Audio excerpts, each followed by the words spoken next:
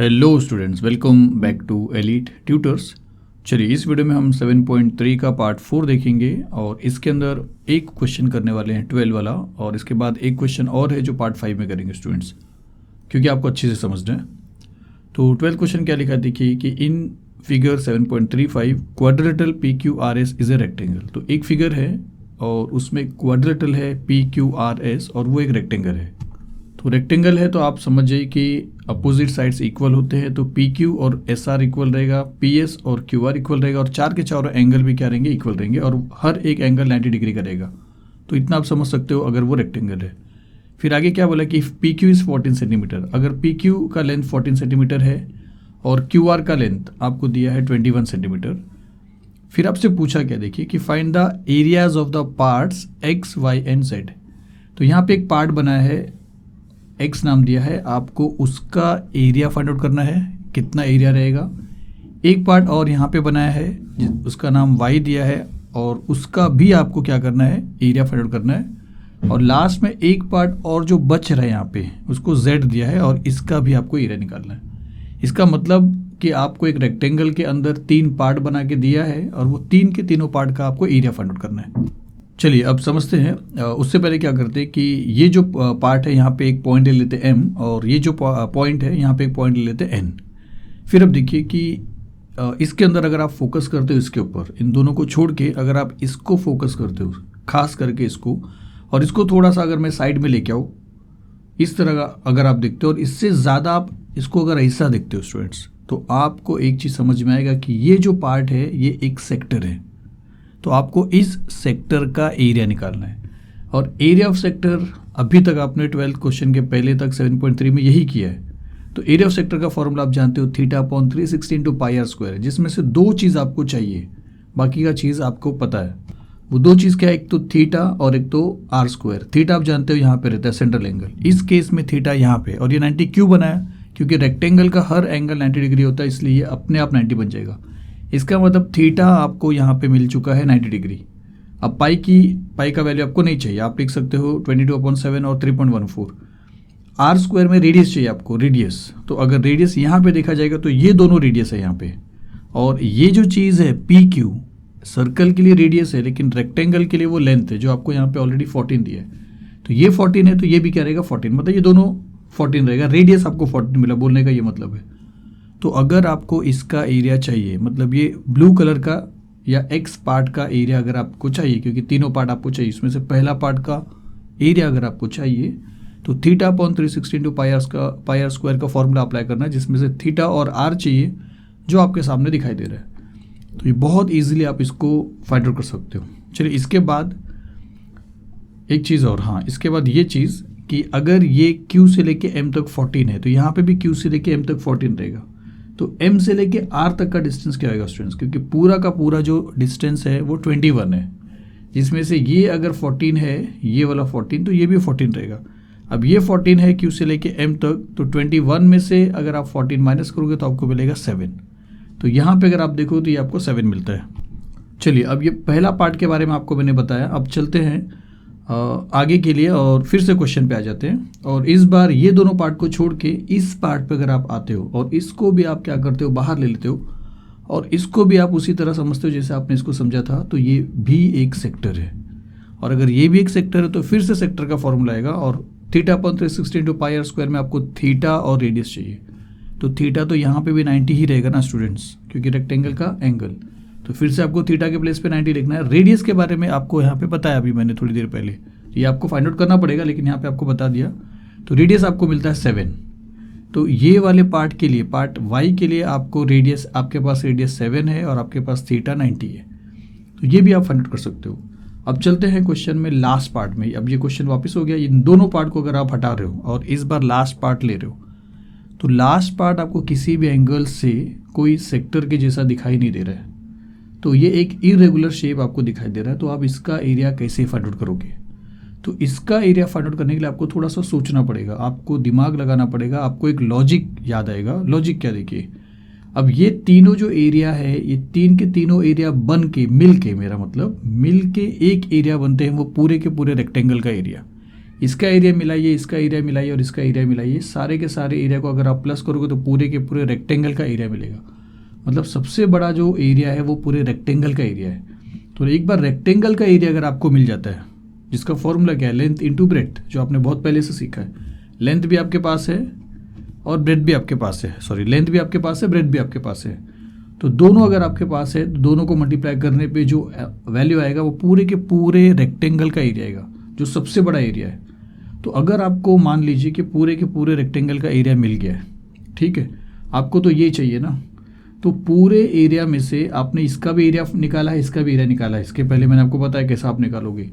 तो पूरे एरिया में से अगर आप इतना एरिया माइनस कर दे रहे हो, मतलब पार्ट एक्स का, और उसके बाद इतने एरिया को भी माइनस कर देते हो, मतलब इन दोनों को प्लस करके इसमें से चलिए माइनस कर देते हो, ऐसा समझिए। तो जो बच रहा है, जो आपको दिखाई दे रहा है, वही पार्ट जेड है और उसका एरिया आपको फाइंड करना है। मतलब आप समझ जाइए कि इसका एरिया अगर आपको चाहिए तो ये कोई सेक्टर नहीं है। इसके लिए हमने क्या बोला कि पूरे रेक्टेंगल में से एक्स पार्ट को और वाई पार्ट को आप माइनस करोगे, या ऐसा बोलिए कि एक्स पार्ट और वाई पार्ट को प्लस करके जो बनता है वो पूरे रेक्टेंगल में से आप उसको माइनस कर दोगे। तो यही चीज़ करना है स्टूडेंट्स आपको, और इससे ज़्यादा कुछ भी नहीं है। तो चलिए शुरू करते हैं। सबसे पहले हमारा ये क्वेश्चन है और हम बताएंगे यहाँ पे, हम लिखते हैं सॉल्यूशन में कि quadrilateral PQRS is a rectangle. फिर हम बोलेंगे PQ 14 है और QR यहाँ पे 21 है। फिर taking point M and N as shown in the figure, ये हमने अपनी मर्जी से लिया है। और parts X and Y are sectors, X और Y सेक्टर है लेकिन Z नहीं है। तो अब एक एक पार्ट का एरिया निकालेंगे। तो first of all area of sector या X या पार्ट X बोल सकते हो, जिसका फॉर्मूला आप क्या लिखोगे, θ/360 × πr²। फिर अब इसको सॉल्व करते हैं, इक्वल लिखते हैं। थीटा के प्लेस पे आप क्या लिखोगे, 90, तो 90/360 इंटू पाई का वैल्यू ले लीजिए 22/7, नहीं दिया तो यही वैल्यू लेना पड़ता है, और इंटू r², रेडियस आपके पास है 14, तो 14 × 14। तो देखिए ये 14 या ये 14, दोनों में से कोई भी एक 14 आप 7 के टेबल में कैंसिल कर सकते हो। तो 7 1 = 7, 7 2 = 14। फिर यहाँ पे एक एक जीरो कैंसिल हो रहा है, 9 1 = 9, 4 = 36, 2 1 = 2, 2 = 4। अब 2 1 और 2 1 = 2 1 = 2 11 = 22। तो सब कैंसिल हो गया स्टूडेंट्स, सिर्फ 11 × 14 बच रहा है। तो हम यहाँ पे लिखते हैं विच इज़ इक्वल टू 11 × 14, और 11 को 14 से अगर आप मल्टीप्लाई करते हो तो आपको मिलेगा 154, और सिंस सेंटीमीटर में है तो आप लिख सकते हो सेंटीमीटर स्क्वायर। तो अब यहाँ तक आप इतना समझिए कि आपने इसका एरिया निकाला है 154 सेंटीमीटर स्क्वायर। तो आप ये याद रखिए। अब चलते हैं इसका एरिया फाइंड आउट करने के लिए। तो चलिए, अब इसका एरिया जब आपको फाइंड आउट करना है तो आपको इतने पार्ट का ज़रूरत पड़ेगा, लेकिन आपको इतना पार्ट क्वेश्चन में नहीं दिया, आपको ये पूरा का पूरा पार्ट दिया है QR। तो आपको ये बताना पड़ेगा कि Q और M और R ये एक सिंगल लाइन में है, मतलब कोलिनियर है, तो आपको MR कैसे मिलेगा। तो आप पहले बोलोगे कि PQ और QM ये दोनों इक्वल है, तो हम लिखेंगे कि PQ एंड QM दोनों इक्वल है और दोनों का वैल्यू 14 है। तो Q दोनों का वैल्यू सेम रहेगा, क्योंकि ये जो आर्क आप देख रहे हो, ये आर्क के लिए दोनों क्या है, रेडियस है, क्योंकि सर्कल यहाँ पे नहीं बताया। तो हम ऐसा बोलेंगे कि radii of the same arc. तो अब अगर ये दोनों इक्वल है तो QM + MR is equal to QR, ये आप लिख सकते हो। QM और MR को प्लस करेंगे तो पूरा का पूरा QR मिलेगा। तो हम यहाँ पे लिखेंगे QM + MR which is equal to QR, क्योंकि ये तीन के तीनों पॉइंट्स कोलिनियर है। तो आप एक चीज़ ये बता सकते हो कि तीनों पॉइंट्स कोलिनियर है। अब QM के प्लेस पे क्या लिखोगे आप, QM के प्लेस पे QM लिखोगे नहीं, QM के प्लेस पे आप 14 लिख सकते हो, क्योंकि आपने QM बता दिया। तो यहाँ पे 14 लिखेंगे। MR के प्लेस पे आप MR ही लिखोगे। QR के प्लेस पे आप पूरा का पूरा 21 लिखोगे। तो हम ऐसा लिखेंगे कि 14 + MR which is equal to 21, और देयरफॉर MR क्या रहेगा 21, और ये 14 वहाँ पे जाएगा तो माइनस हो जाएगा, और MR का वैल्यू आपको मिल जाता है 7। तो MR आपको 7 मिल गया। तो अब ये सेक्टर का एरिया हम फाइंड आउट करेंगे और इसका फॉर्मूला लिखेंगे कि area of sector Y which is equal to again θ/360 × πr²। तो थीटा आपके पास फिर से 90 है, तो 90/360, फिर मल्टीप्लाई बाय पाई का वैल्यू आप लोगे 22/7, तो यहाँ पे लिखा 22/7, फिर इंटू रेडियस 2 टाइम है, रेडियस आपको 7 मिला है, तो इंटू 7 × 7। तो इस बार 117 यहाँ पे कैंसिल कर ले रहे हैं, 0 0 कैंसिल, 9 1 ज़ा 9 4 ज़ा 36, फिर ये 2 के टेबल में जा रहा है, 2 2 ज़ा 4, 2 1 ज़ा 2 1 ज़ा, और अब ये नहीं जाएगा, मतलब ना 11 2 के टेबल में जाने वाला ना 7 2 के टेबल में जाने वाला है। तो हम यहाँ पे लिखते हैं कि 11 इंटू 7 77 और डिवाइड बाय 2।